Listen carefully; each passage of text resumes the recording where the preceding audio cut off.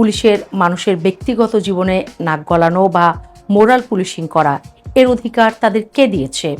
আমির হামজার মতো জনপ্রতিনিধিরা যখন পুলিশকে সাথে নিয়ে মানুষের ব্যক্তি স্বাধীনতায় হস্তক্ষেপ করেন, তখন পুলিশের আস্ফালন আরও বেড়ে যায়।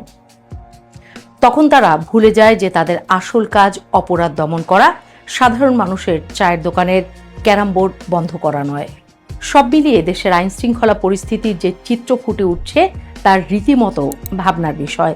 সরকার এবং নীতি নির্ধারকদের এখনই কঠোর হতে হবে। এর মধ্যেও একটি ভালো খবর আছে। প্রধানমন্ত্রীর হস্তক্ষেপে ঢাকায় অপহরণের ১.৫ ঘন্টার মধ্যে এক স্কুল ছাত্র উদ্ধার হয়েছে। এই অপারেশনের নেতৃত্বে ছিলেন আবার সেই ডিসি মাসুদ। মানুষ তো এই মাসুদকেই চায়, পুলিশ মানুষের হোক।